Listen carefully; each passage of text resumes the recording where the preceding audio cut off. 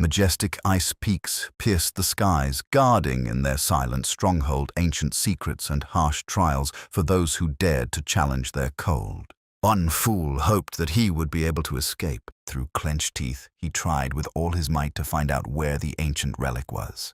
But if he were in another place, he certainly would not have revealed this secret. It was decided to contact the main detachment. A report came through that the Northern Phantom had been captured. The coordinates were confirmed. Reinforcements were expected to arrive soon. The Northern Phantom was very stubborn, even despite his severed hands. But it was unclear why he needed the relic the Emperor was hunting. The squad members suffered greatly because of him, and while they were waiting for the others, they decided to have some fun and pay him back for all their suffering. They advised the Phantom to take a deep breath, as they weren't going to stop until he begged them to die. But they had to decide who would go first. The gold coin, sparkling, soared upward. The one who landed on heads went first. At that moment, the Phantom sank its teeth into its own flesh. There was no way he was going to sit back and do nothing. This was the first unsuccessful awakening in the Draker family, Zik Draker. Because he was born into a family of dragon slayers with a body that was unable to use aura, he was unable to awaken, which usually happens to knights. He was thrown out of his parents' home like trash. That's why he tried everything he could to become stronger and survive. Someone once said, "If all you strive for is power, in the end, you will have nothing left." But that was complete nonsense. The coin landed right on the hand of one of the squad members. An eagle looked at him, sparkling. The knight was very happy about this. This was said by those who already had power. But there were others. Weak! Their strength could easily crush them and take away everything that is possible. Here it is, the truth of this world. He understood that he wouldn't be able to escape, and to the surprise of the squad members, he twisted his arm in one movement. The knights began to whisper among themselves, saying that if they cut off his head, he would most likely die. The Northern Phantom's gaze turned to the enemy. Burning with rage, they rushed at him in response. Like a cornered animal, the Northern Front began to fight against them alone. He crushed his enemies as if the storm itself had fallen upon them from the heavens. But their swords still sank deep into his body. Blood gushed from his mouth. It seems like the end has come for him. This time, he was unable to take revenge, but he managed to steal the relic the Emperor was after. So he won't have died in vain. He mentally asked Aletheia for forgiveness while heavy scarlet drops of blood fell from his wounded face. They landed precisely on the relic in his hands. His strong will proved capable of awakening the ancient power. The soul of the ancient dragon was imprinted in the will of the one who persists. Zik Draker decided death was near, which is why he started seeing all sorts of nonsense in the form of pop-up windows. The system was asking for his consent. He simply replied, "Do as you please." Thus consent was granted. The irreversible promised power was activated. After he came to his senses, he began to look a little different. Looks like Zik Draker has gone back in time. It was very hard to believe, but he still clearly remembered the sword being thrust into him. The place where he was now seemed very familiar to him. This was the Cradle, the Draker family's training center, Dragon Slayer families. The Draker family is one of the 3 great transcendental families. Draker is a hero who slew the evil dragon Bahamut during a war 1 millennium ago. His descendants founded the Draker family, so they had the opportunity to awaken their high-level aura and become knights. Everyone except Zik. But now the administration system was rebooting. Suddenly, he heard strange words. The system informed him that the awakened soul had been confirmed. The soul of the chosen awakened one received the will of the ancient dragon and completely merged with it. Zik Draker has accessed part of the system, and status windows have opened up for him. It appears he's been able to activate an ancient relic. He realized with surprise that his hand could pass through the system window, but he can move around it with ease. Zik began studying the information. He acquired the healer class and received the blessing of an ancient dragon. His class skills included healing, calming the mind, energy restoration, and heightened senses. His teacher had told him about this. In ancient times, people divided themselves into classes based on their strengths. Each class trained in specialized techniques known as skills. If their class was healer, they could use the healing skill. After Zik Draker woke up, she worked on him until she was exhausted. In any case, judging by the status window, he is already a healer. This needed to be tested to ensure that what was written in the status window was true. In his past life, he became a healer when he was in his 20s, right after the etheric hall was opened. It turned out that this time, everything was different. Now he already knew everything. He knew that his air hall was open. Now he understood everything. Even though he doesn't have that trained body now, he returned to the past with his skills and memories intact. Compared to who he was before his regression, he was now in a much more advantageous position. And in order to take advantage of this, it was necessary to understand what was at his disposal. His thoughts were interrupted by a knock on the door. Zik Draker began frantically trying to clear all the system windows, although he had not yet read all the information. He was already starting to slowly open the door. And standing on the threshold was Zek's only servant, Decker. He was very displeased that the boy wasn't ready yet. But it turned out that he did not see the system windows, and this was already luck. Decker was extremely unhappy that Zik didn't remember what he was supposed to be prepared for. Zik really was afraid of Decker when he was little. I may have the brain of a 32-year-old, but I can't shake that feeling of fear imprinted on his childish body. Suddenly, Zik saw his class skill, Calm Mind, activate. All anxiety vanished in an instant. Decker recalled that he had spoken about this important event more than once, and he asked whether Mr. Zik was listening to him at all. He remembered those traces of blood on the floor. Probably they were talking about the evolutionary test, pancreation. All Drakers were trained at the Cradle Training Center, beginning at the age of 7. This involved 5 years of rigorous basic training. Every year, instructors assessed applicants in sword fighting and no-holds-barred pancration. Opponents were assigned by the instructor, but there were cases where students chose their own opponents, provided they both agreed. Due to the lack of rules, some left the fight with injuries or never made it out at all. But it was at this competition that the class into which the academy's students would be enrolled was determined. The children had no choice but to fight with all their might. The beginning of the Pancration Day was announced. This was the final component of the assessment. Senior instructor Panmark noted that everyone was in high spirits and it was time to get started. All the children were ready for this. But in the crowd, other kids were discussing Zik and his past defeats. He heard it all. Aaron and Gotha were the first to enter the battle. The instructor gestured for the start of the fight, and the opponents said goodbye to meet each other. The fist of one of them was already flying forward. But the boy was left with a kick to the jaw. The outcome of the fight was clear. This is what happens when you don't take the proper defensive position. Zik Draker used to be terrified of this. These guys were nothing to him. But one of the boys had already decided to fight him, and Zik and Leon entered the arena. Zek's opponent simply had to be Leon. He mocked him for his past defeats, but it didn't matter anymore. Even though he was his rival every year, Zik was sure he had set it all up. His family believed that one had to be able to perform dirty tricks to become a true dragon slayer. But on top of all that, they were also cousins. In their past lives, the 4 siblings in direct lineage never had the opportunity to meet. However, there were more than a dozen cousins there who were taking great pleasure in mocking Zik. Now Leon was going to teach his cousin a lesson once again, but now they met again in this arena. Leon mocked him for his past losses and called him inferior. At that moment, the Calm Mind class skill activated. It had been a while since Zik had had to listen to this fool, but this time he warned me that I would not stand on ceremony with him if he did not stop. Leon wasn't afraid of him, considering him an inferior piece of shit. But he couldn't even imagine that Zek's critical strike skill would activate, and he would immediately send his cousin into a deep knockout. Lion sat holding his face, writhing in pain. Zik only wanted to knock him out, but the skill activated itself when he dealt him a normal blow. Panmark started shouting that he hadn't yet declared the battle. Zik defended himself by claiming that no one says, "Attention, get ready, we're engaged," on the battlefield. And the advantage goes to the one who strikes first. Panmark's eyes flashed at him.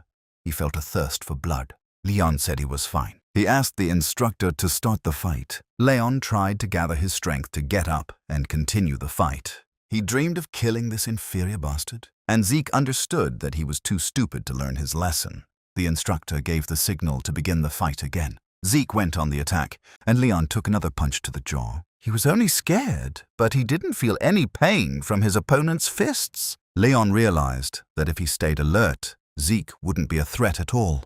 What was really worth fearing was his left counterpunch. It was all too obvious. Leon easily recovered from this blow and went on the offensive himself. He was confident that it would be easy to deal with Zik, but something went wrong from this.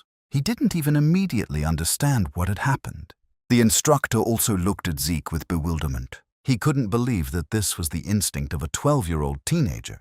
When Leon dodged Zik's counterattack and tried to knock him down, he thought Leon would win.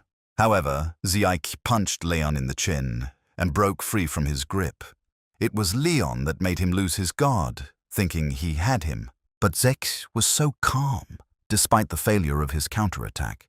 He had the concentration and precision necessary to inflict such precise and effective damage. Leon couldn't do anything like that. To begin with, he decided to create distance between them. But I couldn't believe that this piece of shit could be so strong.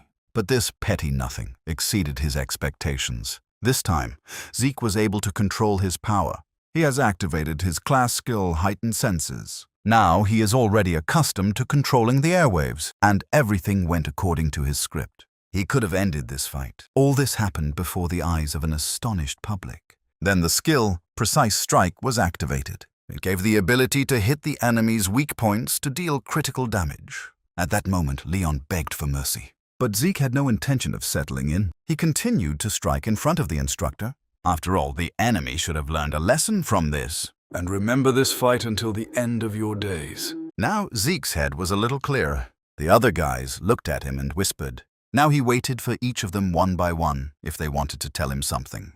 And one man from the crowd answered him. He challenged him to pankration because they had a lot to talk about. It was another of Zek's cousins, Jaken Wardek. But suddenly, Zik said that fighting him alone would be too boring for him. And he also challenged Jaken's servant, Liam Stone, to battle with him. Zik assumed that this way his cousin would have at least some chance.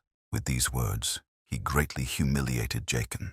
Although this is exactly what he was trying to achieve. An enraged Jaken promised to beat him to death. This time, the instructor warned Zik not to start fighting prematurely. Now Zik was very interested to see Liam here. After all, he was the king of mercenaries. In his past life, Liam, as Jaken's servant, studied at the Cradle and Academy.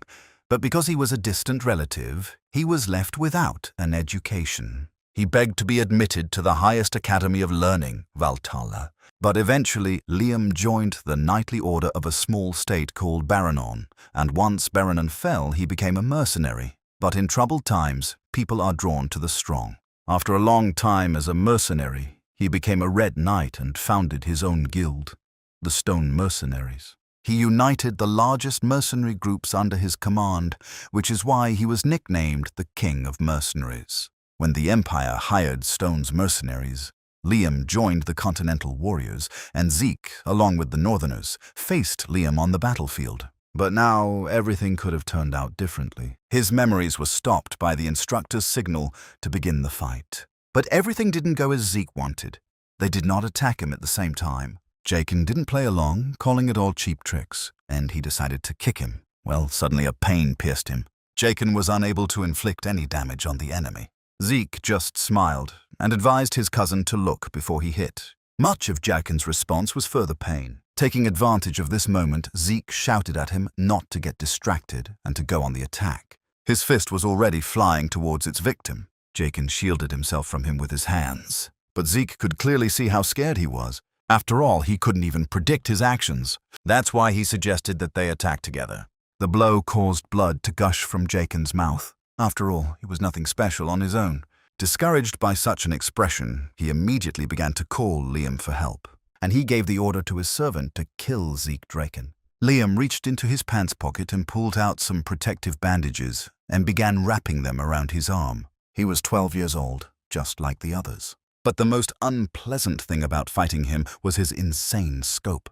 Zik wouldn't have had time to do anything if he had attacked first. Therefore, it was necessary to take the initiative. At that moment, his cut skill activated, unleashing a flurry of attacks on the enemy, obscuring their vision. The rest watched this madness in amazement. They had definitely never seen anything like this before. It was a technique of northern fist-fighting in the Midlands, where swords reign supreme. Zik was unhappy with his body. He hadn't really done anything yet, and he was already out of breath. But it wasn't just the box that was the cause. It was Liam's monstrous physical fitness. No counterattacks or dodges, he simply endured, never losing his guard. When he was king, he was more aggressive. Zek's body was at its limit. Now he clearly understood how powerful Liam's body was. Zik had to get him out of control. Liam put up another block. Zik was confident that this blow would hit the target, but at the last moment he was able to dodge. Liam couldn't see the ether with his own eyes. He just had a crazy instinct. He grabbed Zek's arm with all his strength, and he was about to make the throw. His gaze was full of power, but Zik managed to free himself and tried out the class skill, heightened senses. And then the choke hold came into play. No matter how strong a person's body is, no one can survive long without oxygen. Liam couldn't understand how this happened. Zik fought like a madman. He was full of hatred and anger. His opponent was equally furious. They decided to find out who would be the winner. The blows came one after another. The fists were beaten to blood, and their faces were distorted by a grimace of hatred and anger. Everyone watched this fierce battle. Everyone was interested in its outcome. Suddenly the hand of one of them fell to the floor without force. Zik and Liam were both exhausted beyond belief. Jaken was jubilant because he expected nothing less. It was worth it to destroy Zik Draker. Zik suffered a minor injury during pancration, but Decker still insisted on checking his pulse. Zik understood that the servant wanted to find out if he had awakened his aura. He extended his hand to him. Zik watched his actions closely. Decker's energy began to penetrate his body, and now something became clear to him. His servant was a blue knight. When checking whether someone has awakened, they usually look at the location of their QI energy, but he approaches this more thoroughly. Granting someone else an aura is difficult enough in itself, but if someone can control their aura so precisely, they're most likely a blue knight. Not all knights were created equal. They were divided according to their combat skills and ability to manipulate aura. White swordsman is a novice level. Most children are white swordsmen before the blessing rite. Yellow swordsman. This level is occupied by those who have awakened their aura and opened their dantian. All students of the cradle became yellow swordsmen after undergoing a blessing ritual. Once they were able to freely control their aura, they could attain the title of knight. Purple knight. At this level, you can enhance your sword with an aura. Blue knight. At this level, the aura blade can be manifested. Next came the realm of those who went beyond their limits, the realm that the mercenary King Liam achieved, and Zik himself before he regressed. This is a red knight. There were also black knights, but there are only a couple of such monsters on the entire continent, and such an experienced person as Decker became Zek's nanny, but he was unable to detect its broadcast, which could only be used by two people in this world. Decker removed his hands from the master's wrist. He felt something that was hiding from him. But Zik asked him the same question, so a silent pause hung between them. A second later, Zik said he was just joking, and I was about to leave the room. The servant asked why he had changed so suddenly, but that was the wrong question. He should have asked why Zik had only just changed. From that moment on, much was about to change. Everything was falling into place, so all Decker had to do was follow Zik. He'd prepared the training hall God had asked for. If he'd been tasked with keeping an eye on him, Zik decided to keep him close to him to extract information. But the problem was, it was unknown who had ordered him to be watched. It wasn't likely someone on his mother's side. Perhaps it was one of his siblings. This house truly lived up to its name. It even had a private gym. Zik decided to test the system first. It turned out that his cut skills had been dramatically upgraded to expert level. This skill activated itself during the fight. It turned out he had all this before. It remained to be seen whether anything new would be added. Zik tried to figure out the difference between a skill and a class skill. They activated similarly. 10 points were required to unlock the dragon's skills. You could earn them by destroying monsters. There were a huge number of them in the dungeon.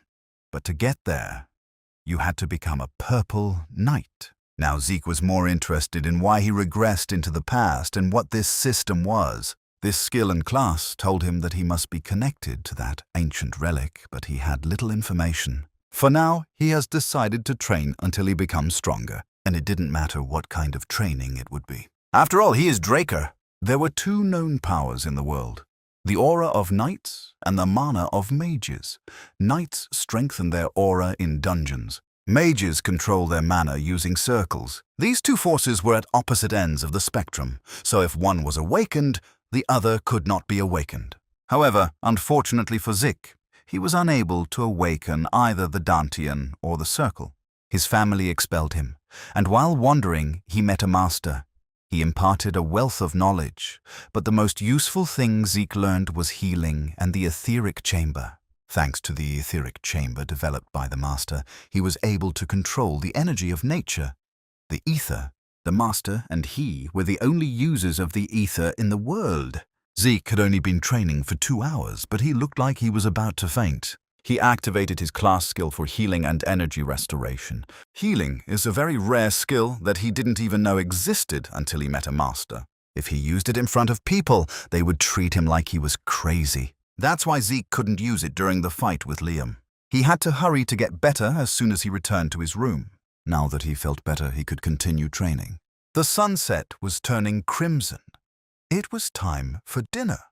Zik was wondering what to say to Decker. A week later, everyone at the cradle was talking about how Zik had become a different person. Over food at the local cafeteria, everyone was discussing the former loser.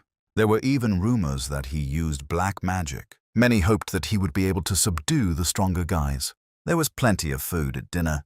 The meat steaks gave off a pleasant aroma. They were very juicy and tasty. Raina Turun ate it with pleasure. But not everyone could boast of such an excellent appetite.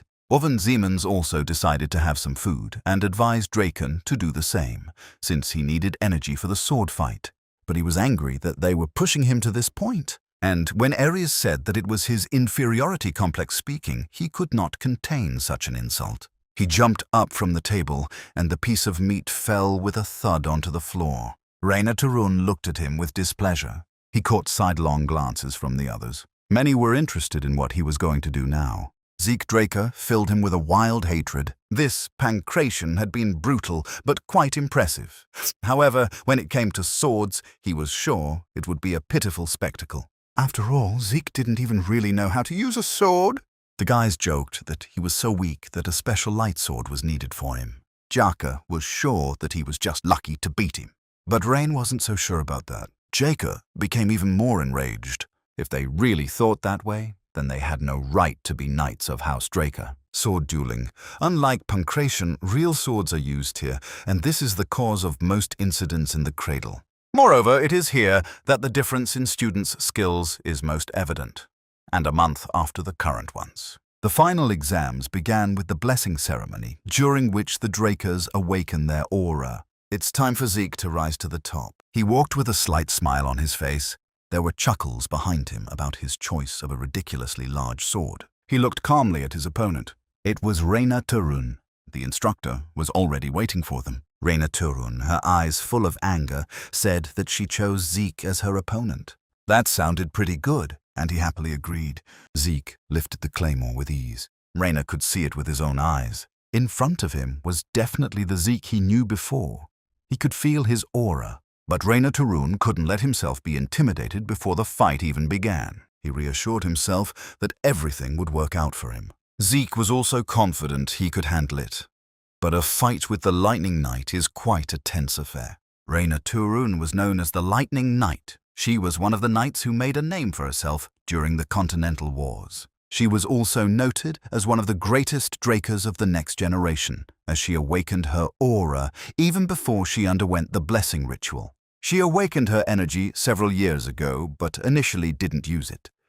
It was said she didn't want to implement her principles. The signal to begin the battle sounded, and the two swords met in battle, striking sparks. They moved away from each other, choosing the right time to attack. Taking aim, Reyna went on the attack. Her dreams flew towards the enemy, cutting through the air. She was getting closer and closer to Zik, but he was ready to repel the attack, although she was better than he expected. But there was no room for games here.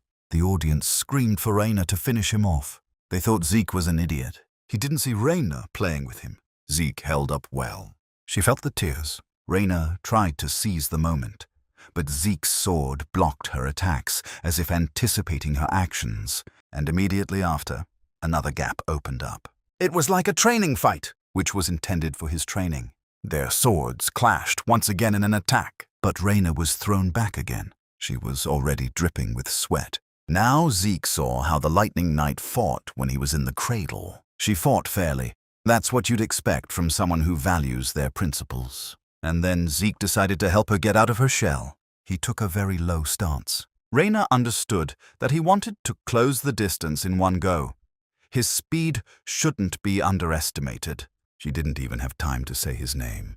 He was very fast. Well, while there was distance between them, Reyna could react to his antics. The shockwave reached her. The span of his sword was impressive. Reyna looked at him with distrust. Suddenly, small stones flew at her face. She tried to hide from them, but she couldn't. Some of them still reached her face. And at that moment, Zik went on a new attack. Reyna didn't expect such pressure from him. But it was time to finish. Suddenly, behind them, they heard the sound of a sword hitting the floor. The man said Zik had lost. As expected of Reyna, she simply didn't use her aura. But the cadets didn't notice anything. When Zik's attack approached her, she resorted to using her aura anyway. It was barely noticeable. Reyna promised to never use aura until she entered the academy. He forced her to compromise her principles. And that was not the end. His fist slid towards her throat, and the blood gushed in a stream onto the ground. She clutched her throat in pain and fell to her knee. Everyone started to get indignant that this was a sword fight, and there was no place for cheap tricks. Everyone started pointing their fingers at Zik and shouting that a true knight would never throw down his sword. But he knew exactly which of them won. He asked Reyna if she wanted to continue. She hasn't lost yet. Zik was only able to hit her because she let her guard down. Although if his hand had been a dagger, everything would have definitely ended differently. Reyna was silent for a second. It was her loss. The spectators watched this action in amazement. The one who was called scum just a few days ago has won, and now he has defeated one of the most talented pupils of famous families. The tower was engulfed in flames. There were many dead people all around. They were thrown into a deep abyss. A conversation could be heard outside the window of one of the surviving rooms. Not everyone was able to drink tea calmly in such a situation.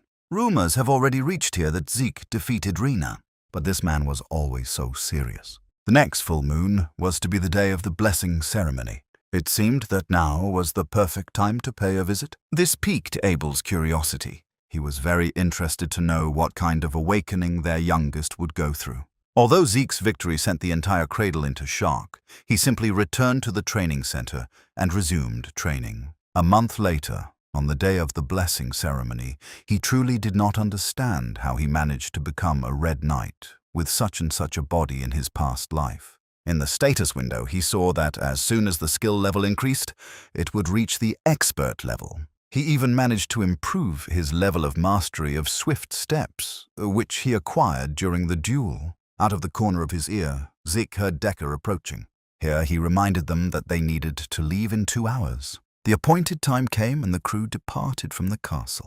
Zik hadn't been to the main estate in a while. It belonged to the Draker family and was located within the Duchy of Troy.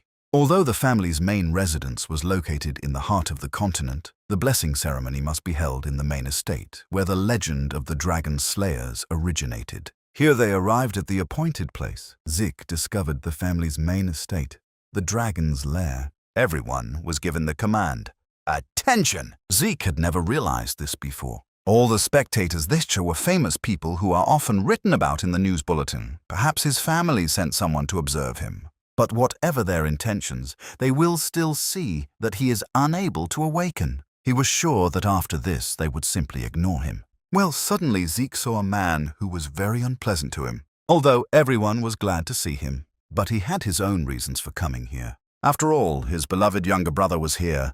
It was the second son of the Dreyer family, the lion-blade Abel Draker. He was glad to see his brother. Well, you couldn't tell that from Zik. But in any case, there was nothing he could do now. In his past life, Abel would never have come to his blessing ceremony. Perhaps the future's actions had changed, and this was Zek's chance. The beginning of the ceremony was announced. Aaron was the first to come out. He approached the magic bowl. His hand reached for the tip of the needle. It pierced his palm and blood flowed across the water. One of the knights lowered his sword into the bowl, and a stream of aura passed through Aaron's entire body. Everything around was illuminated with blue light. With the help of the blessing ritual, each representative of the Dreyer clan awakened their sealed aura. This happened at the age of 12. It was time for her to leave the cradle. Compared to ordinary knights who awakened after 20 years, this was incredibly fast. Among them, there were a few rare instances where, along with their aura, they triggered the Dragon Slayer trait known as mana suppression. This time, the mana lamps also behaved strangely. Everyone saw that they began to emit a red glow. They would become at least as strong as the Yellow Knights, although some of them even rivaled the Red and Black Knights. And pure blood awakened in them. Due to the awakening of mana, everyone needed to use special gloves made by the family. Otherwise, they would not be able to live a normal life. When someone could prove that he was a purebred, he was given the name Dreyer. Along with this, the recognized one will be provided with unimaginable family support. Now it's the next one's turn. Everyone was curious about what kind of awakening Zik would go through. He never thought he would stand in front of that damned statue again. He remembered the last time had been terrible. Even though the blessing was the only thing keeping him from going through the cradle, he was disgraced. But this time, things were different.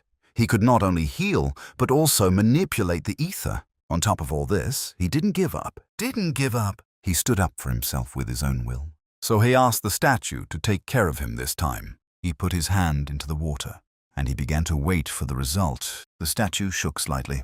Everyone was surprised that it all ended there. After all, this has never happened before. Zik was discouraged. Well, I knew I shouldn't have expected anything to change. Thanks to Abel, he became too self-confident. The assembled people could not believe that he was unable to wake up. Everyone started whispering that he had disgraced the family. But Zik tried not to get upset, because there were still many ways to become stronger besides awakening. Well, suddenly, a system notification arrived that the message was sent with a delay and the necessary information was missing during class identification. The user's talent was identified as a healer and the resulting class was identified as rare. And at that moment, everything around was filled with a red glow. This left everyone gathered in even greater shock. Zik couldn't believe the information in the pop-up windows. The ancient dragon's blessing sealed within the user's soul has been activated. Abel watched this action with interest. Zik developed rare talents and became immortal. And at that moment, the red glow turned golden. Zik understood that those gathered would have doubts. But if he said something here, it would turn against him. Spectators began to think that perhaps the statue was broken. But Abel lost his hands from pleasure. After all, 2 purebreds woke up here at once. It was a great send-off to celebrate. Then those gathered supported his proposal. He announced loudly that gloves had been brought. It turned out that they were quite heavy. Now the next person was invited to receive the gloves. To Zik, Abel's intentions were obvious. But he will still have to accept his help. It still smelled like shit, though. With this reverse blessing, the celebration was about to begin. Everyone was invited to enjoy the festivities. But Zik didn't care about this party. He went to look for the training hall. Suddenly, someone called out to him from behind. Turning around out of the corner of his eye, he saw this man. It was Abel. He asked where he was going so early. Zik didn't even think that he would talk to him so soon. His brother expressed his congratulations to him, and he congratulated the pureblood on his awakening and extended his hand to him. If Zik hadn't shaken it, he might have perceived it as hostility. So he decided to play along with him. But completely different pictures came to mind. Zek's hand froze a centimeter away from shaking. Abel couldn't understand why he had such a reaction. Well, suddenly Zik lowered his hand. Their handshake never took place. Abel noticed that it was a bit awkward. But I couldn't shake this bastard's hand even to save face. But Abel decided that he would be content with just a meeting. Patting Zik on the shoulder, he said that they would see each other again. He knew it. They really were supposed to meet again. Meanwhile, the party continued in the palace. Everyone was talking about Zek's golden glow. The guests began to discuss where he had disappeared to from the party, and at this time he had already taken off his gloves and clothes. He thought he would suffocate there. Well, that didn't matter. All awakened purebloods possessed the ability to suppress mana. This ability indicated that one was resisting dragons, the source of mana. But most of the mechanisms used mana as fuel. That's why purebreds had to wear gloves. If he were a purebred, there would have been problems the moment he took off those gloves. From the floor window, the status. The information there was completely different from what had been there before. Now it indicated not suppression, but mana reflection. Zik decided to read about it. The mana reflection skill created a distorted field that refreshed nearby mana. I received that now he is a unique immortal. All graduates had regular awakenings with a blue aura. Only Reina had a red glow when she woke up. Zik's glow was initially red, but then changed to gold. The system reported that the classification terminal had lost important information, apparently referring to the bronze statue. As soon as the B-line information system appeared, the standing statue began to emit a red glow. Now it became clear to him what had happened. The bronze statue doesn't determine awakening, it determines the user's predisposition, their class. Red is a rare class, gold is a unique class. The bronze statue is an ancient relic, used even before Terra Khan, the founder of the Draker family. In those days, the concept of class didn't exist, so it was used only to verify whether a person had awakened. They were misinterpreted, or the red glow that signified a rare class and the awakening of purebloods. And no head of the family ever realized this. Now Zik had karma points. He decided to try using them to see his dragon skills. As it turned out, he received dragon vision and dragon power. It was better to spend points on something that would be useful than to take risks. The dragon's power proved too dangerous to use here, but he still unlocked it. He also unlocked the dragon's vision. Suddenly, he heard someone's footsteps nearby. Zik gave us more because there was a phase of detailed information, but in fact, nothing changed. Although everything was not so simple. It was pure madness. It seemed as if the statue standing in the center of the garden was now right in front of him. Such vision could indeed be useful. Suddenly, a new system notification appeared and asked if he needed detailed information about the detected object. Zika was a little surprised by this. Now he could see information about all the objects that caught his eye. He looked at his body. He never thought that all the dragon skills were so tedious. Therefore, he is unlikely to be able to use them often. He even had to activate energy restoration, but he had no intention of using healing. It turned out that all of his class skills had been converted into passive ones, and their levels increased by 1. It turned out that this thing was broken. It might seem like healing has already been achieved, but it is not something that can be neglected forever. Its healing effect was limited. However, the healing factor was infinite, but all this had to be verified. Zik took a knife from the table and ran it over his hand. Drops of blood fell like hail on the carpet. At this moment, the class healing skill was activated. It took 5 years to complete the academy, but now Zik can finish it in 2. Draker Academy was the most famous knight academy on the continent. Anyone would sacrifice everything and anything to be admitted there. Life was in full swing here in the spring when the new semester began. Students with higher ratings were no different from adults. They were all trained to perfection. However, they could be compared to those who were taught in the cradle. They'll still be from noble families. This damned family is rotten to the core.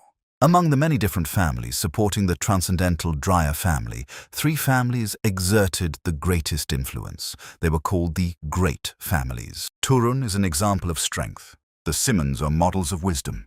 The Vardeks were supported by wealth. Even the children of these families took advantage of their position, but Zik didn't care. There was also a high-ranking dormitory there called the Platinum Mansion. This dormitory was equipped with a study hall, a library, and other amenities. All of this was accessible only to the highest-ranking students. Even from the cradle, it was very difficult to get in. Pure-blooded awakened were granted a special privilege, floor lordship. This entire floor was known as the Platinum Floor. Everyone was already waiting there for Zik Draker. An entire floor bowed its head before him. He decided that even for a purebred, this was too much. Decker was already waiting for him in the room. He had something to tell him. A gift awaited Zika. These were new gloves. They were much more comfortable than those temporary ones. and since new gloves appeared, it was worth updating the sword as well. Decker appreciated this excellent decision. The duchy bordered the mountains of giants. There were a lot of high-quality materials and skilled craftsmen here. It even got to the point that the first weapon of the Academy graduates is a Trojan. Decker offered the young gentleman to find him a worthy master, but he already had one in mind. Zik asked to arrange a meeting with him. The name of this master was Galleon Halbert. Zek's classes began the next day, so Decker suggested that he familiarize himself with the relevant documents in advance. Zik began to study, considering that the platinum floor was completely isolated. He had more freedom to develop his dragon skills. At that moment, there was a knock on his door. One of the maids reported that the floor mistress, Raina, had invited him to dinner. Zik was a little surprised by this. He asked to be taken to Raina. What he saw seemed quite cute to him. They looked like some kind of southern cartel. Raina apologized because the people in her family looked quite peculiar. Zik thanked her for her concern. She suggested that they discuss everything after the meal. Zik remembered that in front of him was a lightning knight. She used her lower abdomen to control her aura. Most likely, Raina was training to become a purple knight, but for some reason her swordsmanship level had stagnated. It was such a waste of potential. Zik himself loved to have a good meal, but this meal exceeded all his expectations. Now it was time to get down to business. Raina asked Zik to accept the Turun family's support. Zik reminded her that they were both purebred awakened. But Raina said he had the wrong idea. They truly had many privileges. The platinum floor is proof of that. But they did not receive any benefits in terms of development. The Academy has accumulated centuries of theoretical and practical knowledge. A personal instructor is available to effectively enhance your abilities. If this is not the case, then no matter how wealthy a person is, he will lag behind. That is why such support was necessary. Even Zik Draker, a fellow pure-blood, the youngest to ever receive the title of White Knight and the current Black Knight, received support from his maternal family, the Simmons family. Although the head of the Turun family did not explain, he said that Zik does not receive support from his maternal family. Raina told him once again to accept their support, but Zik refused. This confused her, because support from her family was quite a profitable solution. But that wasn't the point. He just doesn't need anything more than what he already has. Leave the table and thank Raina for dinner. Finally, I decided to give her one piece of advice. There was too much power in her sword, and she also treated these people too well. He asked Raina to listen to him carefully. Her greatest strength is her agility, which comes from her flexible body. She didn't have to attack head-on and crush her opponents with force. It was necessary to smoothly repel the enemy's attacks to the side, to deliver single delicate blows. If she can do this, she will become several times stronger than she is now. Zik thanked her again for the meal. Raina slammed her fist on the table in anger. The Turun family is the embodiment of strength. She was simply following her family's traditions. But Zik was right. Because she was obsessed with the idea of becoming a person worthy of bearing the name Turun, it was this that inadvertently reflected on her sword. And Zik Draker could see it. When Raina was little, everyone around her said that she was a genius, but no one ever gave her any practical advice. No one except Zik Draker. It remains to be seen who he is. All of his skills in his modified class demonstrated incredible effectiveness. Thanks to his class skill, infinite stamina, any fatigue was compensated for by an infinite supply of stamina. In my past life, this place seemed like hell on earth to me. But now that he's awakened as a pure blood, it's heaven on earth. There's nothing better than this. All this time, 2 people were following him around the area. At some point, they called out to him. It was Ares. Ares Simmons, the 3rd son of the Simmons family, one of the 3 great families. Since fraud is the Simmons' specialty, he used others to intimidate and cunningly maintained his own image. He asked Zik why he hadn't responded to his invitation to dinner yesterday. Now Zik understood what was lying on his desk. Ares asked again about the reasons why he had not answered him. Zik found him very funny. After all, he didn't have to answer everyone he met. After these words, one of the guys took a step towards Zik. He considered that he was behaving quite rudely, despite the young master's kindness. Zik Draker asked who he was. These words made the stranger laugh a lot. Zik was sure that those who came here from the cradle were nothing special. He understands perfectly well that this man was trying to show off in front of his master and asked him not to forget who he was talking to. Suddenly, a stream of aura hit Zik in the back. He didn't even think that high-ranking students could already control aura. Before him was Durban Roswell. Here, everyone called him Durban the Mighty. He decided to teach Zik a lesson instead of his young master. Hearing this nickname, Zik couldn't help but laugh. And then he rushed to attack him, and he was the first to strike him with his fist. Blood spurted from every crevice in Durban. He flew off to the side like a bowling ball. Zik asked if there was anyone next. He asked Ares to hurry with his choice. But he only remained silent in response. A pause hung between them. Suddenly, Ares said that Zik definitely enjoyed basking in the glow of his own glory, but he replied that this was complete nonsense. Draker Academy was divided into two classes. Those in the regular classes were those who lacked talent. These cadets had to work hard to achieve anything. There was also a special class that could freely choose subjects other than the core ones. At the academy, the special class was the gathering place of the greatest elite. So Zik had some expectations. But most of the people here are just graduates of the cradle. It was announced that someone quite exceptional would be coming to cheer up the first-year students of the special class. He served as commander-in-chief during the war with the Eastern Empire 20 years ago. He also became a hero who stopped the Empire's invasion thanks to his resourcefulness. It was the dean of the academy, Zik Draker. He was revered as a war hero and tactical genius. But the truth is, the information he gave to the enemy to save his own skin simply shocked the gate. This man was a traitor who was simply lucky, and because of him, Zik was kicked out of the academy. He lost the only place he could belong to, so he was forced to wander throughout the Duchy of Troy. He was eventually caught and sold to a southern cartel. Zik decided to make sure to pay him back for this. After the dean's words, everyone had to immediately begin basic training. Everyone had to take swords and go to the arena. It was a special class indoor arena. Even the special class had to learn the art of dragon slaying. In his past life, Zik didn't know how to use aura. He spent 2 years of his life learning what would have taken the average person 3 months. The teacher greeted the cadets. It was the Knight of the Rose, Zik Draker. He was supposed to teach them the art of dragon slaying. The cadets were surprised at how young he was. Zik, I got to know him well. Despite not being a pure-blooded awakened, he graduated from the academy early and graduated from Valhalla with honors. He is a once-in-a-century genius, given the name Draker. The special class teachers were on a different level. He was also known for his unyielding character. Andre demanded silence. If everyone had finished chatting, then he would like to begin the lesson. He commanded the cadets to draw their swords. Suddenly, something caught his attention. He asked Zik what kind of sword he had. He decided to demonstrate it clearly, and then he replied that it was his training sword.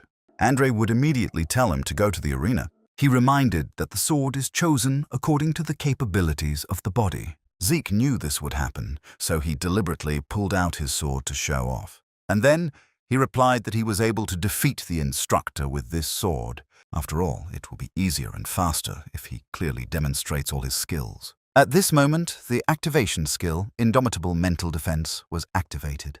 The instructor understood him. It was a provocation if Zik wanted to study this way. If he can even touch Andre's body with his blade, then he will free him not only from punishment for the rudeness he showed, but also from lessons in the art of destroying dragons. Andre promised that he would not use the aura against him.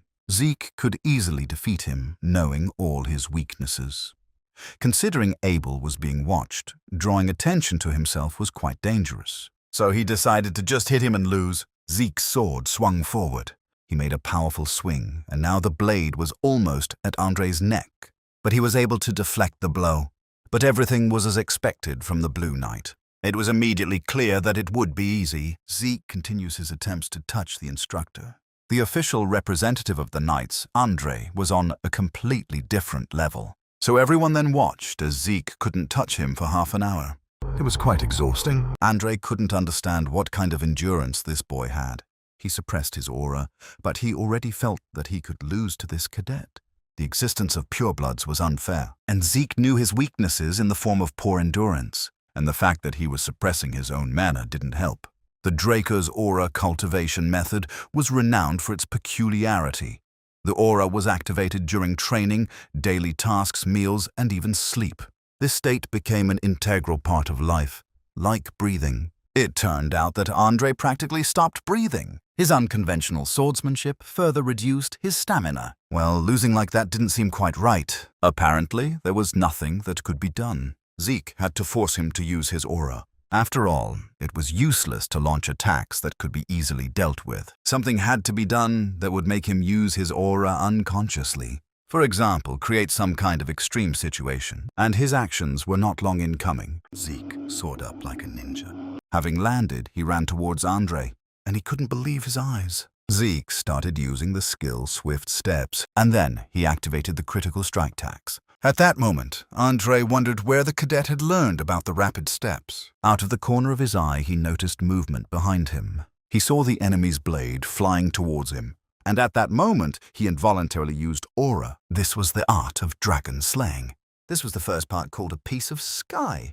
Zik was happy that his plan worked. Andre sent a crushing blow using mana towards him. The cadets looked at them without taking their eyes off them, but it really was damn difficult. Zik even had to activate his healing factor skill.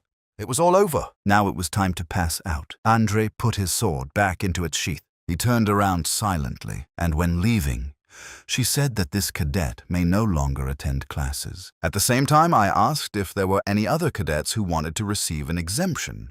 But there was complete silence in the hall. This meant that there were no volunteers, and at this point, Zik was already taken to the hospital. Although she understood that everything turned out quite well. Although he couldn't touch Andre, he forced him to use his aura and acknowledge his abilities. He ended up getting punished, and Zik had some free time.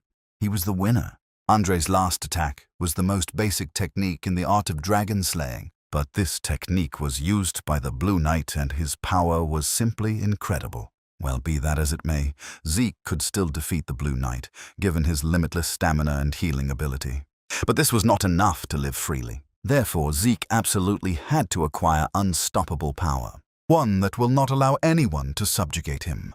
But suddenly a stranger appeared next to him. This man called him Arthur's youngest son. Zek's eyes widened, and he really didn't understand who this was. He couldn't smell it, even though there was a strong smell of alcohol. This man, with a bottle in his hands, wanted to know how he managed to do it. But he also allowed himself quite a lot. The stranger slammed the bottle on the table and told him to stop pretending he didn't understand anything. He knew that Zik had recently suffered a serious blow, but his wound instantly disappeared. Perhaps the man felt the effect of the healing factor. Zik activated his mental defense skill, but then reassured himself that there was no one in the academy who knew about healing. The stranger asked to stop this performance already. Suddenly, I saw his hand rushing towards him in a blow. He was able to quickly return from it. Zik decided that it might be a hired killer. He used a clever move and hid from him behind a sheet. At this moment, he was tired and looked like a ghost. At this point, Zek's instincts were screaming, and he activated all his skills. He understood that if he did not kill the stranger, he would kill him. But at that moment, a strange man intercepted his huge sword with his bare hand. He was impressed by Zek's ability to adapt to the situation. It reminded him of something. This ability was like that of mercenaries. The stranger also grabbed a sheet from the bed. Zik kept trying to understand who was standing in front of him. Perhaps he knew something about his past life. He held the sword on one finger, and then he threw it up. Now it became clear to Zik what they were talking about. There was a huge gap between their abilities, so big that if the stranger had wanted to, he could have easily finished off Zik. He was much stronger than the Red Knight. At that moment, a visitor entered the door of the ward. Turning around, Zik saw Andre. Andre recognized the uninvited guest as the guard and caretaker Dexter. Andre saw him in the training hall and realized that he might come here. Andre ordered the cadet to return to his studies since he had finished his treatment. Finally, Dexter invited him to his western greenhouse at the academy, promising to show something useful. Zik thought for a second, and then, smiling, he politely declined. Dexter started screaming that this bastard was the same bastard as Arthur. Zik naturally realized that this man was not the garden caretaker. Perhaps he had the rank to call the current head by name. Most likely, this was the same man who had only one student, Andre, in his entire life. Storm Knight Duke Draker? one of 4 knights who possessed such power that they were able to single-handedly take on an entire kingdom. Rumor had it, he'd disappeared without a word. No one could have guessed he'd retreated to the academy. Perhaps André had come here because of him. When they said Duke, they meant a man with frightening tenacity. There were rumors that he received the status of a Black Knight only because he liked the color black. 843. Now Duke has started to show a lot of interest in the box, but getting some easy training out of simple interest is just what was needed.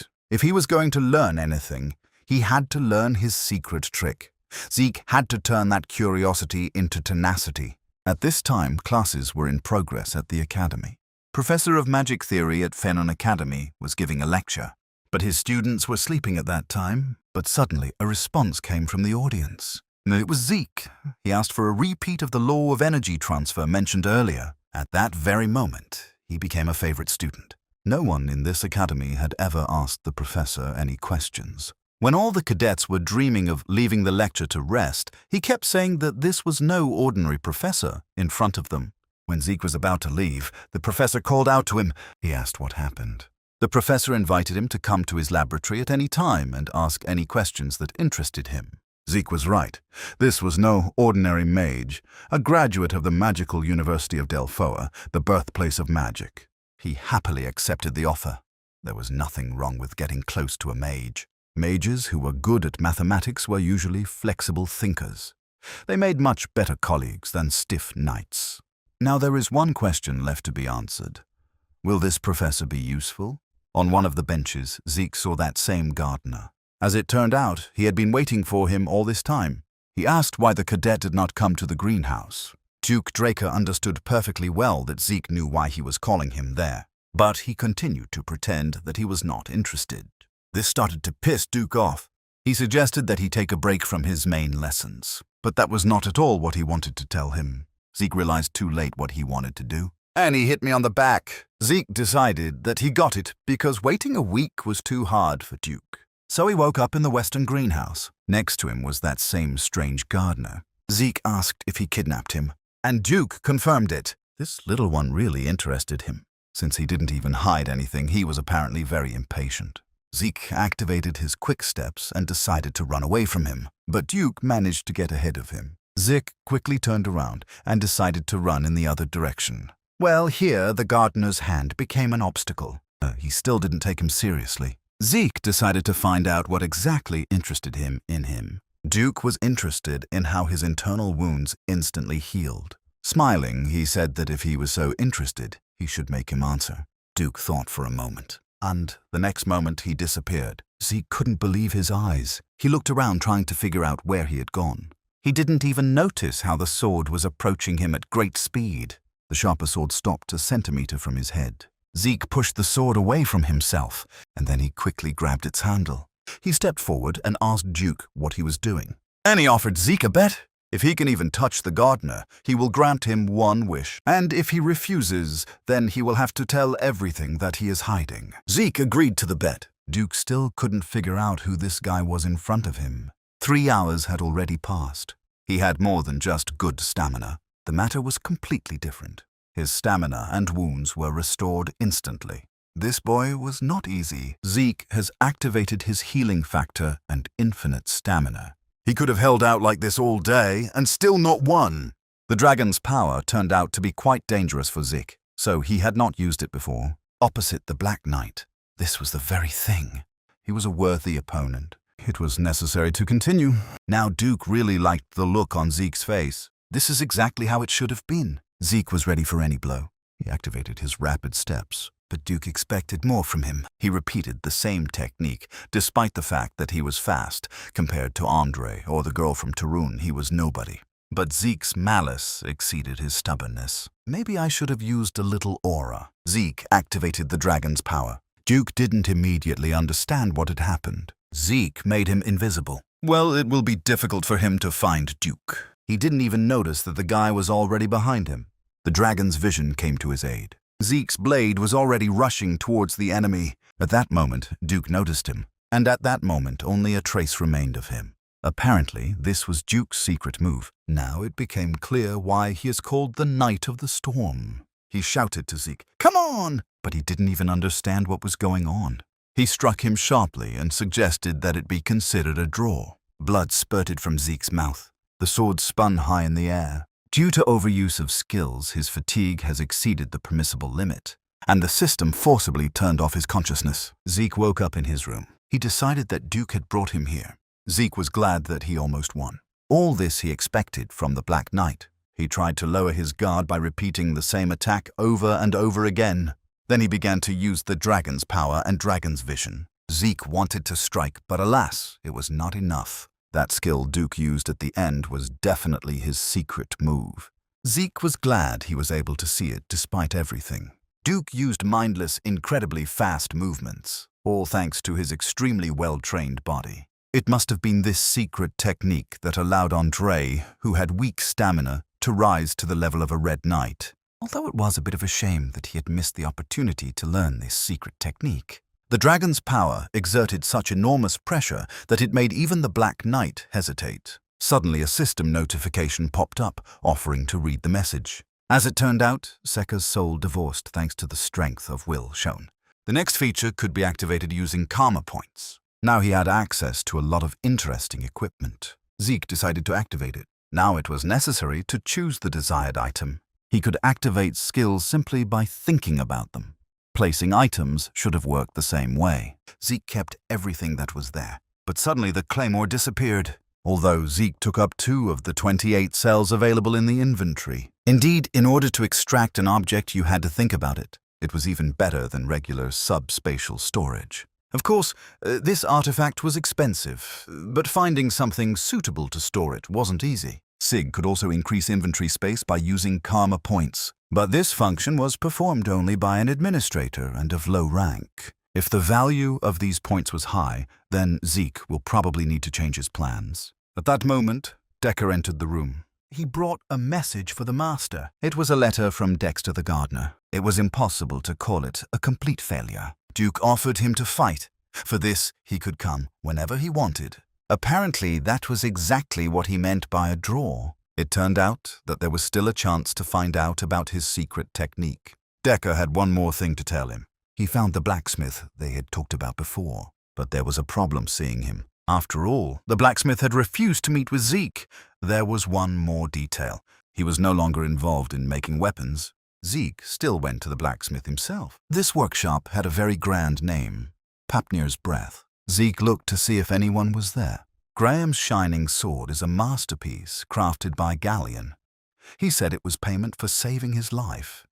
It was rumored that his nickname, Soulsmith, stems from the fact that he raids the souls of his clients before crafting their weapons. And he lived up to that title by creating a sword that had the ability he needed most, the ability to replace Atha with Aura. The greatest blacksmith on the continent who forged this sword. It was the soulsmith Galleon Halbert. Zik remembered that he had been quite picky last time too, but it had never gotten to this point. Then cold weapons came into play. Zik doused him with a whole bucket of ice water. This should have brought Galleon to his senses. Zik asked if the cold shower had brought him back to his senses. He wanted to know why he rejected his offer. Looking at the gloves, the blacksmith realized that it was Draker in front of him. For a second, he jumped up and began to apologize for the outrage that Zik saw. Well, he started explaining that he doesn't take orders because he can't do what he wants himself. Zik was surprised to realize that even Galleon had gone through a similar period in his life. He was already the greatest blacksmith on the continent when Zik met him, and Galleon never told him what kind of life he had led before. He probably didn't want to share such a shameful past, but Zik couldn't wait 10 years for him to come to his senses. Galleon Harbor, we are sure that he is a blacksmith who can't do anything. Zik asked to show him a couple of his works. The blacksmith decided to take him to the backyard after all. Now, it was necessary to set this guy on the right path. All his works were displayed in the backyard. Many of them turned out quite well. Zik decided to take a closer look at them. He took one of the swords, but the blacksmith warned him that although they were far from perfect, they were still very sharp. All these products were not failures. They were no different in quality from those he had forged, becoming the best on the continent. For a better view, Zik activated Dragon Vision. and suddenly he asked the blacksmith if he had any problems with the brazier. Galleon was taken aback by this question. Zik clearly remembered that he had his own distinctive smelting style. He used several types of metal to create a more refined and lightweight material. Zik struck the ground with his sword. But the durability of these products was disappointing. This happened because the impurities present in the metals were not properly removed during the calcination process. Zik not only learned his smelting method but also found the main flaw and its cause. He still decided to ask him his question. He wanted to ask for something. Galleon brought him into the office and asked him to look at one thing. This was a scheme. They stood silently and looked at her. It was Galleon's secret, which he had uncovered many years ago. The blueprint for a magical brazier. The temperature inside was maintained using magic. Zik knew for sure that with this invention, his smelting method would become flawless. He asked why the blacksmith hadn't brought this to life yet. To do this, he needed a diagram of the law of mana energy, but the commission of the magic tower was 10,000 gold. It might have taken Galleon 10 years to raise that amount. That's why he decided to turn to Zik Draker. If he helps with the brazier, the blacksmith will carry out any of his orders. Getting that kind of money was quite problematic even for Zik. But he couldn't refuse Graham's sword either.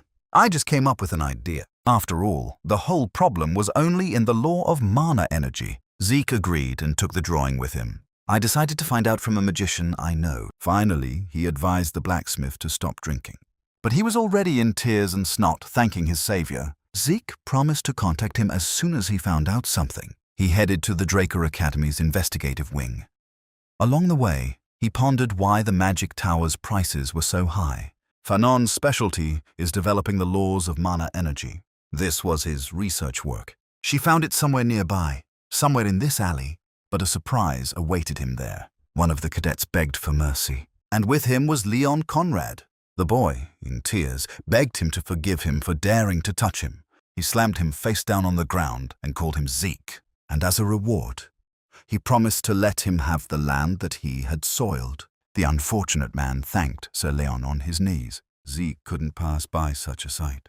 Leon continued to beat the unfortunate man, and all this is because of hatred towards Zik. He couldn't stand the golden glow when he woke up. Leon thought this was complete nonsense. He was sure that he had not lost to him because of a surprise attack. He was haunted by the thought that such trash turned out to be a pure-blooded awakened one. Leon couldn't get his head around it. Suddenly he heard someone call him Freckles. Zik was grinning from ear to ear, finding it very funny how quickly he found a replacement for him. But suddenly the smile disappeared from his face. He gave Leon 3 seconds to remove his hands from the guy. Leon was infuriated by these words. He thought that Zik had become too arrogant since he woke up. Zik commanded, "On your knees!" Leon was taken aback by this statement. It was a terrifying pressure. Just a couple of months ago, Zik was crawling at his feet, and now he was in his place. Leon hissed that he couldn't tell him what to do. He ordered the guys who were with him to hit Zik, but he calmly warned them to change themselves later for what happened. He came back from the first blow with ease.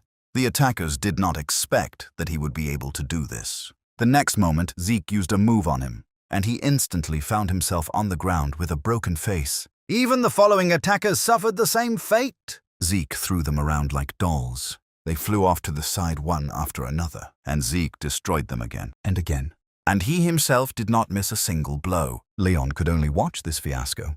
This simply couldn't happen. Leon couldn't believe that this wasn't the Zik Draker he knew. And now it's Leon's turn.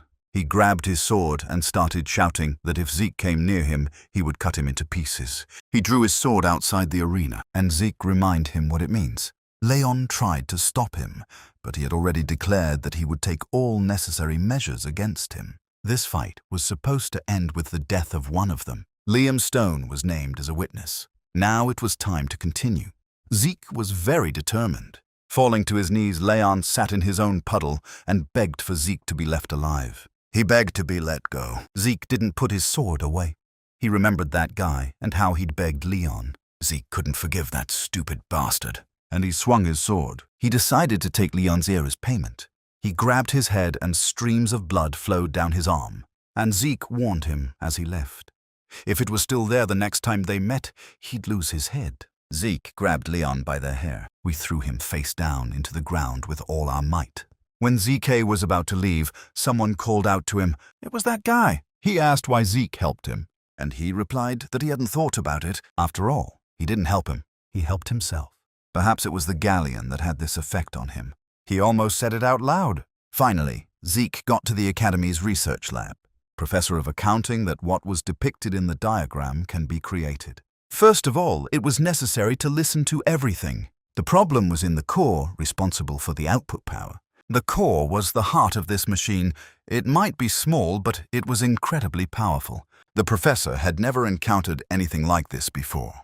There were two options to pay it off in life, and he wanted to adjust the drawing a little. But this could take 10 or 15 years. The second option would have avoided the changes and instead resorted to some alternative. However, that too could have taken a considerable amount of time. For this, a high-density mana stone was needed. Zik realized that they were talking about an ancient artifact that could not be created using modern technology. However, other artifacts were much more difficult to find than this stone. It could be purchased for 3,000 gold. Zik could have been kicked out of here if someone had found out that he could use aura. But he couldn't wait 15 years either. But this amount was too large. Most thought he was using his aura because of what happened during the ritual. But it was simply the statue's reaction to the ether and the healing. He still couldn't use his aura. Ether was considered a force difficult for humans to control. He couldn't use any sword skill that required aura, with the exception of the soul spirit skill. But with him, he could only strengthen his body. Aura was much easier to use and more versatile, so he needed Graham's shining sword. Now he needed to figure out where to get this stone. The professor assessed that the creator of this drawing was a unique person. But something like this was hard to find even among the relics of the Golden Age. Hearing this, an idea came to Zik's mind. He asked the professor to take care of the drawings until he returned. The professor even thought for a moment that he was suggesting that he spend 15 years on this project, but this was not so. Zik understood where he could get the stone he needed. The Golden Age is a war of liberation during which people tried to free themselves from the rule of dragons. It ended with Zik Draker's victory over the evil dragon Bahamut, who brought centuries of peace to humanity. Then the ancient relics discovered in the dragon's lair were the remnants of the era of the hero king, the heyday of magic. All the relics discovered had technology and magic that exceeded modern standards. Among them was a high-density mana stone capable of satisfying the mana needs of an entire village, a relic from the era of the hero king. While the central library is rarely used, it was maintained as it is believed to have been founded by Terakan himself. During the expansion of the archive's storage facility, relics from the Golden Age were discovered, prompting a magic tower and the High Mage of Nirvana, a member of the three great families, to join the excavations. Over the past few months, countless relics from the Golden Age have been discovered, and news of this has been spread in the Continental Information Bulletin. This is expected to happen in 10 years. No one has yet discovered these relics, or even knows about them. But you could look for the entrance there all day and still not find it. Zik activated Dragon Vision. He began to walk among the shelves of books and look around the hall. Around one of the turns, he found what he was looking for. You had to knock on this place. A dull sound should be heard in response. Zik used the Spirit Soul and cut. The only use for ether is the Spirit Soul skill he learned from his master. Since ether materializes the user's will, certain properties can be applied to it. But everything has its drawbacks. The user must spend a large amount of ether to perform any action. Using the Spirit Soul was quite difficult, but Zik succeeded and he came down safely. The room below was lit by torches, but the news bulletin didn't say it was that deep. Suddenly Zik heard some sounds. It would be at least 10 years before anyone found these ruins. Has anyone really been able to find this place before? Peering into the darkness, he saw skeletons. In their circles, there were shovels and picks. Zik activated his critical strike skill. This should have been pretty simple. One hit of his ball sent shovels and skulls flying. Sonya destroyed 2 skeletons. Zik received 2 points of stern. And then he remembered that he could get points for destroying monsters. Zik decided that now was the time to get some points, and he joyfully ran towards the monsters. On the way, he destroyed another skeleton. In total, he destroyed 20 skeletons. Zik decided to see what could be unlocked with the points he earned. He decided to activate the mini-map function. It was very much like a magic map. In one of the places on the map, he saw an interesting icon. By clicking on it, he transformed it into 3D. It was just wonderful. Zik saw that one of the rooms was highlighted in a different color. It was a storage room. It took the search party several years to find her, but he was able to do it in a few minutes. The map itself plotted the route for him to this place. I looked at the route, and I can't even believe it. It was quite difficult to get lost here. Enormous doors awaited him on his way to the storage room. Now he needed to figure out how to open them. Zik was sure that they wouldn't just open up. He put his hand to the door. Everything became clear to him. A warding spell was placed on the door. The reason why the magic tower and the supreme mage of Nirvana were attracted must have been because of this door. Zik could have lost his hand if it weren't for the glove. He knew he couldn't handle the spell and asked the system to open the door for him.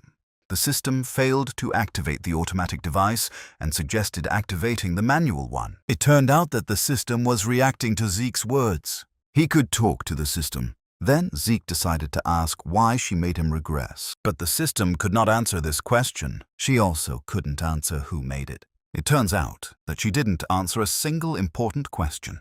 Then he asked her to just open the door. The pantry began to open. Zik couldn't even think that it would be so easy. Treasure chests awaited him inside. They were filled to the brim with valuable relics and treasures. Finding even one of them was almost a miracle. There was an unimaginable amount of goodness there. Zik decided to take it all, and finally he found what he was looking for. High-density mana stones. There were 4 of them. Zik decided to expand his inventory by 4 zlotys for 1 mana point, but there wasn't enough room for everything.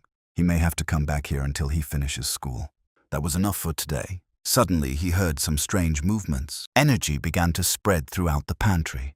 It was an ominous feeling. Zik put his hand to the wall to check everything. Well, he immediately pulled it away. Signs began to appear around him, and the chests began to move away from him. Energy began to thicken around Zik. He asked the system where he was now. You answered that his current location is the Dragon Slayer's house. The news bulletin did not write anything about the room filled with coffins. Zik decided to look at the mini-map. It was not far from where it had been before, but there was no direct passage to the Dragon Slayer's house. It could be a hidden area that has not been discovered before. Inside the tomb lay armor. According to the system, this was a Dragon Slayer exclusive equipment. They had to be different from the armor of the Golden Age. There was something like a hole behind them. This really interested Zik. He couldn't just pass up this opportunity. He installed the Mana Battery Dragon Slayer equipment and activated it. He found it very interesting to watch. Well, suddenly the armor started moving. Zik understood that something had happened. Suddenly, the system warned that an explosion was about to occur and recommended taking cover. It turned out that the source of energy for this ancient armor was a high-density mana stone. Zik was curious to know what characteristics they possessed that made them require such large energy sources. He decided to ask Fanon about this, and in the meantime continued his search. All the other rooms were empty. There was only one left. The only thing in this room was a glass cube. He requested information about him from the system, and I couldn't believe my eyes. It was the work of Zik Draker. His legacy was hidden in the cube, the heart of the cursed dragon Bahamut. This explained the ominous feeling Zik had when he entered the pantry, but now he had completely different feelings. The heart of the cursed dragon reacted to the administrator. It ordered him to kill them all. Zik activated an indomitable mental defense. He didn't understand why he had to kill them. Well, some kind of dark energy began to penetrate into him. She was everywhere. Zik couldn't go anywhere. Thus, an urgent quest was activated. He needed to get rid of a powerful curse. As a reward, he received the right to own the gift of Terrakan. His mental defenses no longer worked. Black energy consumed him. The only thought that was pulsating in his head was that he had to kill, and he must also submit in order to be free. Zik wanted him to stop mumbling, but freedom was freedom for a reason. The glass cube shattered into pieces. Zik overcame the curse. He quickly activated his healing factor and infinite stamina.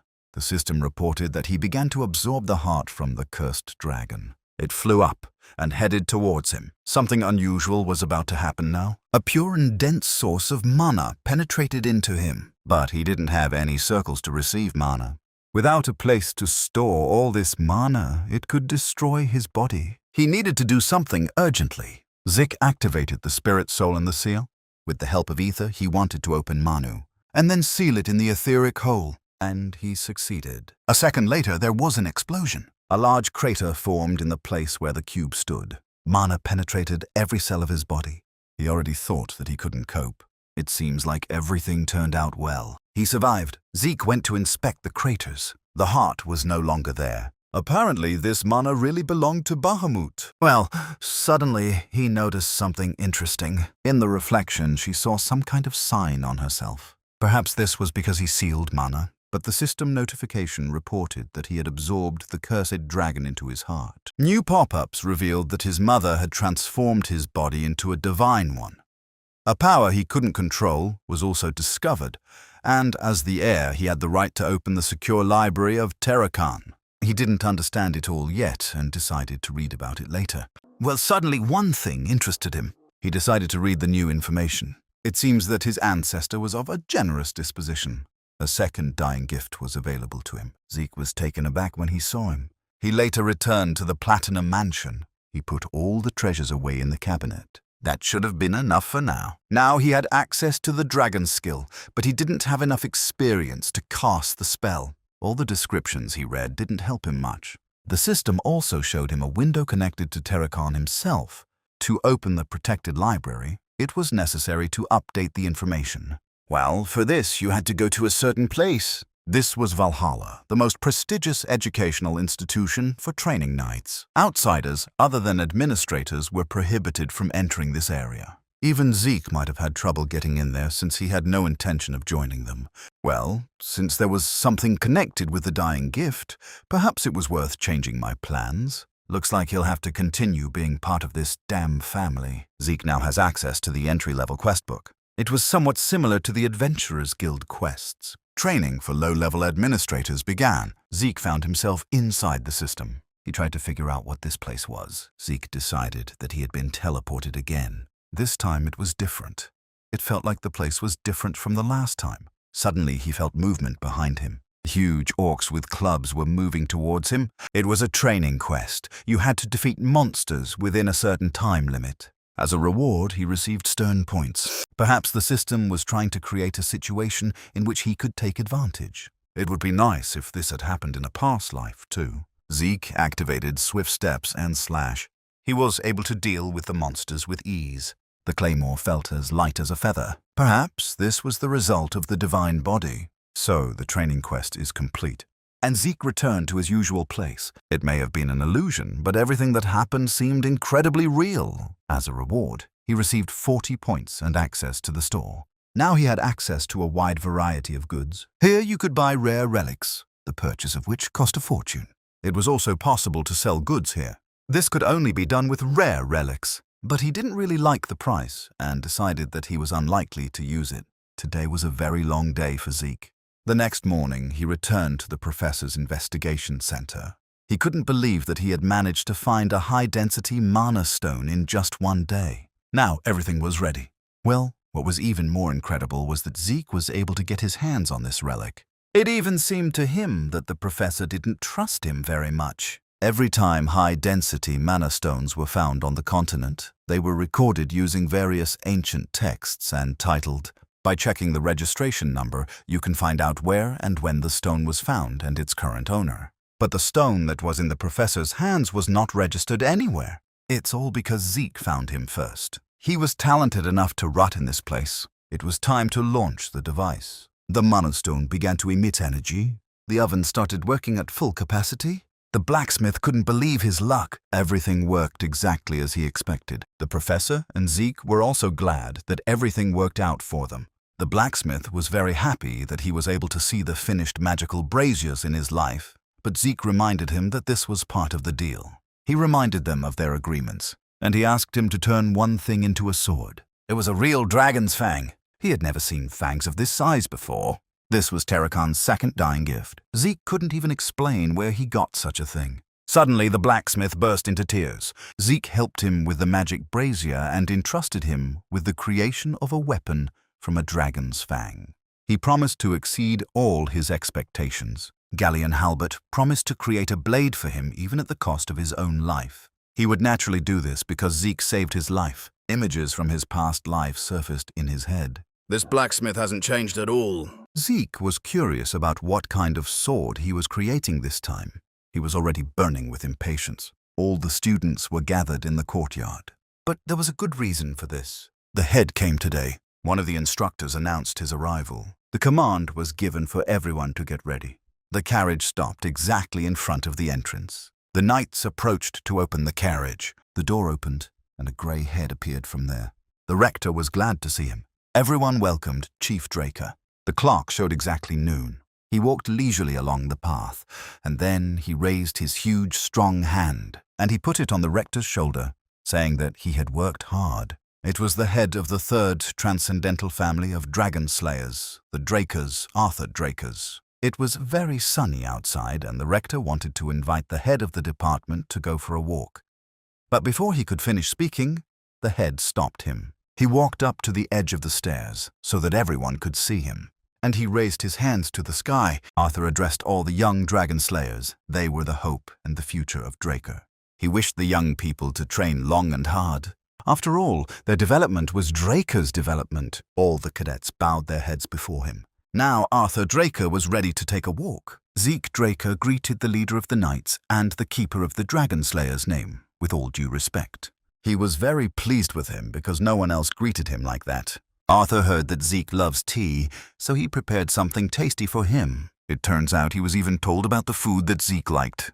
There were once rumors that even the Emperor hadn't seen some of life's joys, but there was nothing the Drakers hadn't seen. Now, it didn't seem like just a rumor. Arthur called Zik because he found out that Duke had taken on an apprentice. Zik said that he did him a great favor. Arthur agreed with this. He asked what Zik's goal was, and he replied that he wanted to become the strongest man on the continent. He wanted to be stronger than everyone else, so he could live freely. Zik finished all his tea, and he confirmed to Arthur that this was his true purpose in life. But he remained silent. After all, if this comes true, then Zik will surpass even him. Zik felt some kind of influence on himself. It was an astral sword. It gave power over all living things within its radius of action. This made it the pinnacle of aura usage, only available to Black Knights. Arthur looked at him without taking his eyes off him. This is exactly what Zik wanted. Arthur remained silent. Well, the action of the astral sword did not stop. Then, he suddenly said that this was the most interesting thing he had heard in recent years. He came to support the academy and Zik, but it was unlikely that would have been enough. Zik was sure that Duke was incredibly strong, but this man was on a completely different level. Arthur handed him a gift for becoming Duke's apprentice. It was a black card, a credit card issued only to a select few. He never thought he'd ever see it in person. Just having it on gave you an incredible advantage, but it didn't end there. The card was registered in their names, so he could use it freely. Arthur pretended to care, but his intentions were obvious. The credit card use left a record. He simply wanted to keep an eye on him, but it was better that way than resorting to the Black Squad. He didn't see him as a threat right now. After that, they said goodbye. Zik quietly closed the door behind him, and he wandered along the corridors of the academy. Meanwhile, in the office, there was a completely different conversation. Duke found Arthur disgusting in this situation, and then I asked why he was so angry. He suddenly started acting like a daddy, even though he had previously neglected his child. Arthur replied that, as a corner family member, he had no choice. Duke offered to take him away from here, but Duke was the only one with whom Arthur could talk calmly. Arthur offered him a drink to complement their conversation. The atmosphere on the continent has been quite strange lately. Duke claimed he was locked in the academy and knew nothing about it, but Arthur knew he had eyes and ears everywhere. The Emperor has gone mad with the idea of immortality and is searching for her across the continent. Duke knew that magic could rejuvenate, but it could never grant immortality. Arthur thought so too. But perhaps the relic he was looking for was somehow connected to the ancient dragon. Duke was alarmed by this information. All this time, Zik was nearby. He used a listening artifact. It turned out that with the relic of an ancient dragon, this was possible. Arthur apparently managed to find out her location. It was most likely located on the territory of the northern continent. This information hadn't yet reached the Empire, but it was only a matter of time. Flashbacks came to mind. That crazy emperor unleashed a war just after ascending the throne, supposedly with the goal of unifying the continent. Duke seemed to have already given up on this ridiculous dream, but apparently not. The continent would be engulfed in flames again, and Arthur wanted to personally go north for such an important matter. But once he had put his place, the emperor could begin to act more recklessly. That's why he came to Duke. He was a very cunning man. They clinked their glasses in a sign of mutual agreement. Zik heard Arthur say that he had no one to rely on, except Duke. Suddenly, he felt unwell because he had been using the artifact for too long. After absorbing the dragon's heart, he couldn't avoid the side effects. The statue he was able to obtain before he regressed was a relic of an ancient dragon, the voice that sounded in his head just before he died, and the system message he saw after the regression. Everything fell into place. Zik stole a relic capable of fulfilling the Emperor's wish, so he mobilized the hunting dogs, an elite squad, to capture Zik. At the time, consumed by revenge, he didn't care what the statue actually was. But now he had found the key to the mystery. The administrator system that sent him back in time is a function of an ancient dragon's relic. But who created something like this, and why? Zik is left with many questions. Duke was determined to begin the mission immediately, and Arthur was counting on him. Arthur and Duke separated. Arthur took a few steps towards the door. Then he stopped. I began to listen. He clearly felt something. Zik reasoned that if all this was true, then the relic that the Emperor was looking for was connected to eternal youth. But suddenly he felt movement outside the door. Arthur opened the door abruptly, but there was no one behind her. It's hard to believe he imagined it all, but Zik managed to escape through the window. He came to the training hall again, but his training was interrupted by Decker, who came to report that a classmate had come to see him. Zik couldn't even think about who it could be, but he certainly didn't expect to see Liam Stone there. He begged on his knees to be accepted. Zik even thought that he should have passed by that time. Liam was ready to become his subordinate and give him his all. Jaqen threw him out, but Liam wanted to get to Valhalla no matter what. The same thing happened in my past life. But Zik needed to go to the Tarun or Simmons family. He himself had no family support. Therefore, he could not help him get to Valhalla. Moreover, he couldn't trust Liam. After all, he could have been spying for Jaqen. Suddenly, he pulled out a dagger. He raised it high above himself like some kind of sign, and he began to cut off his ear. He understood Zek's doubts. He wanted to prove he was telling the truth. Liam was ready to cut out his own tongue. And if Zik wanted him to limp, he was ready to cut off his own shin. Liam was ready to trust Zik with his life. In exchange for loyalty, he asked to be accepted. He wanted to become stronger than anyone.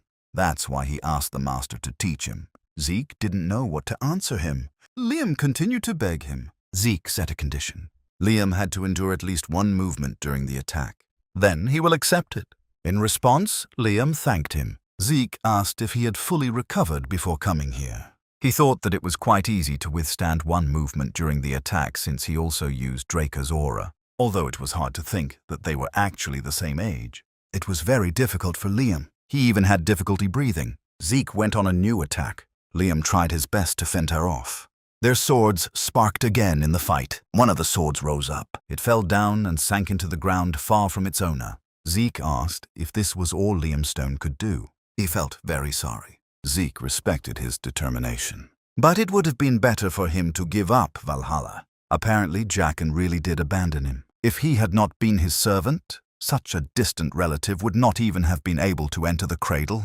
He had plenty of reasons to worry, but it wasn't worth the suffering. In his past life, Liam was expelled from the academy and his knightly order was disbanded, but he reached the Crimson World and was called the King of Mercenaries, and now he begged for another chance. He had no intention of giving up, and Zik gave him that chance, but with one condition. If it was necessary to remain silent, they cut off the tongue. If it was necessary to limp, they cut off the leg.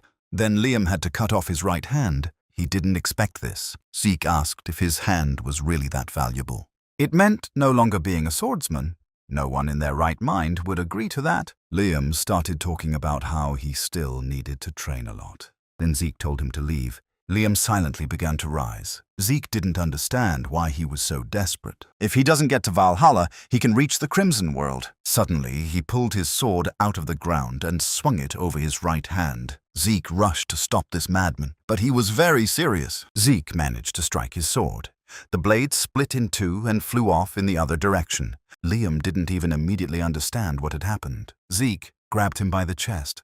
He started yelling at him, because what would have happened if he had changed his mind? But Liam tried to explain. He was afraid of losing something more important than his hand. If he allowed himself to do something like that again, Zik promised to throw him out, regardless of whether he was loyal to him or not.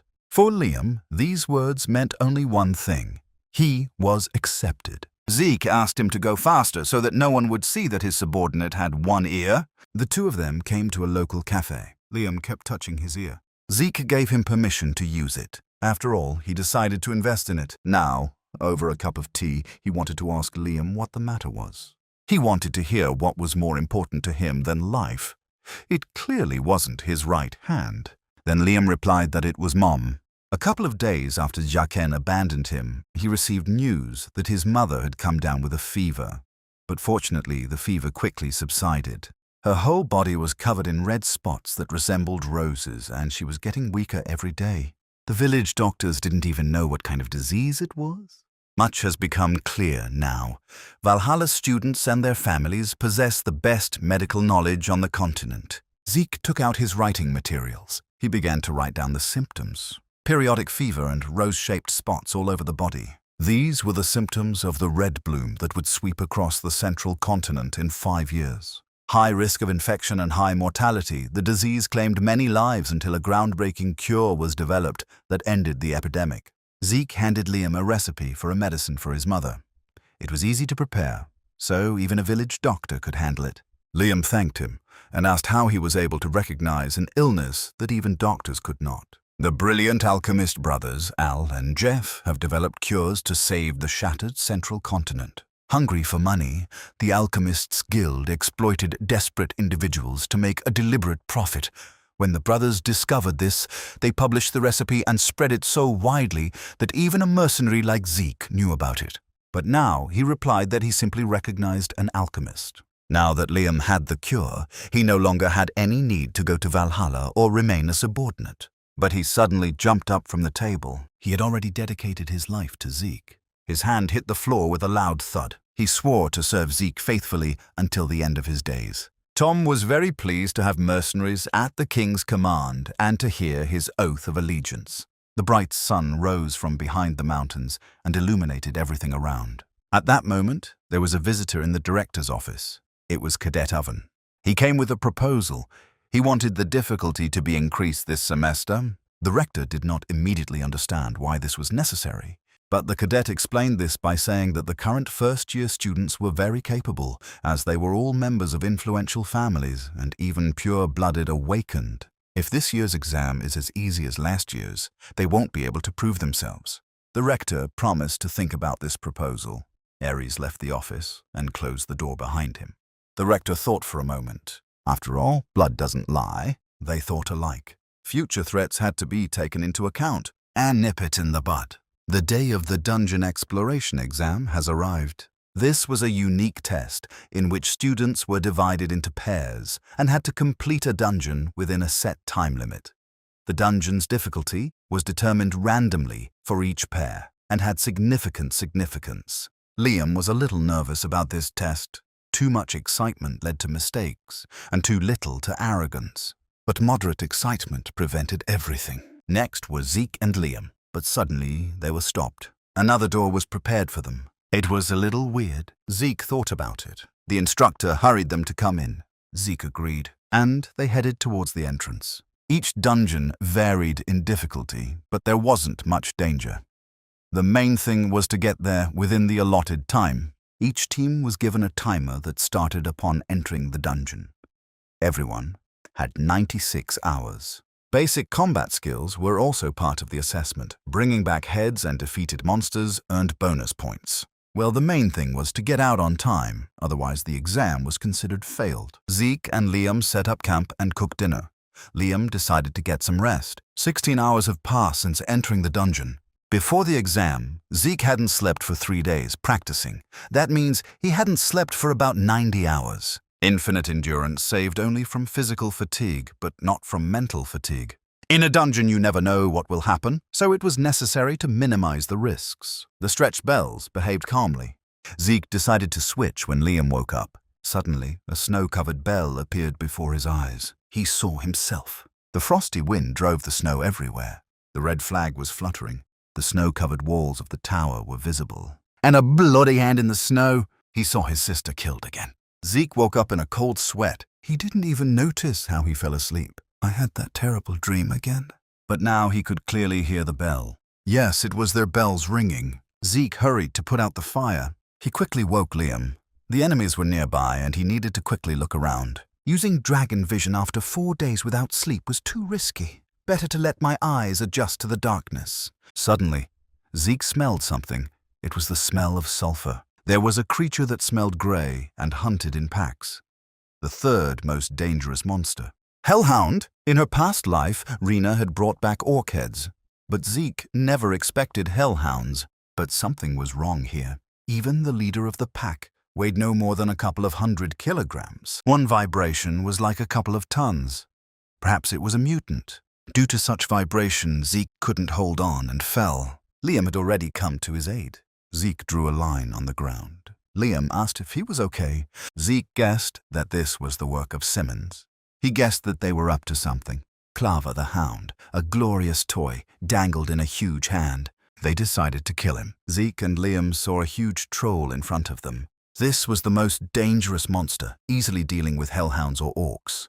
Their blood is the key ingredient in healing, and they have incredible regeneration. Zik was coming up with a plan of action. Liam decided to act as bait, giving Zik a chance to escape. But he had a better plan, and he asked Liam not to say such terrible things. After all, he had no intention of abandoning his subject. Zik believed in him and his strength. He promised to support him and told him to act as he saw fit. Liam thanked him for it. He rushed to attack the troll. He circled around him, not even giving him time to come to his senses. It looked pretty good. Liam was able to wound the troll by aiming precisely at the joints. He is surprised that he studied monsters too. But that wasn't enough, and Zik stopped the troll's huge sledgehammer with his sword. He worked the sword as if it weighed nothing. This was Liam's first real fight. It was wise to aim for the relatively soft joints, but he hadn't underestimated the troll's regeneration. The scratches on it healed instantly. Apparently, this was too difficult for Liam at the moment. So Zik decided to finish off the troll himself. This should have given him a nice bonus. Zik ordered Liam to collect everything. At this time, the system notified Zik of a sudden quest, the completion of which doubled his points. 100 monsters had to be defeated in the remaining 79 hours. But 10 species was a problem. Even if the dungeon was small, there were 3 or 4 species at most in one. But if this is a Simmons trap, then there will be 10 species. During this time, Liam packed the troll's head into the collection bag that was given out, along with the timer. It was time to hit the road again. On the way, they encountered firehounds, little orcs, giant bats, and a lot more. This time, Zik also decided to take a rest. He asked Liam if he was used to real combat, but he couldn't answer that question for sure yet. It took time to adapt. There were 50 minutes left before leaving the dungeon. They were able to defeat 99 monsters of 9 types. They urgently needed to find another monster of a different kind. But suddenly Zik heard something. The ground beneath them seemed to shake. It felt like an earthquake. Zik yelled at Liam that he was throwing away the bag with the trophies. At first I didn't understand anything here, but Zik cut it with one movement of his sword. Drops of blood appeared all over the ground. Liam was completely confused. Meanwhile, Zik prepared for battle. One of his hands was covered in blood, but it was the blood of monsters. Zik told Liam to watch closely. At that moment, a huge worm emerged from under the ground. It was a dungeon worm. It took a dozen purple knights to defeat this dangerous monster. The worm flew towards its victim like a huge train. Liam stood there at a complete loss at this point. I didn't know how to help Zik. Then he began to quickly look for something in his bag. At this moment, Zik was trying to cope with the worm's huge mouth.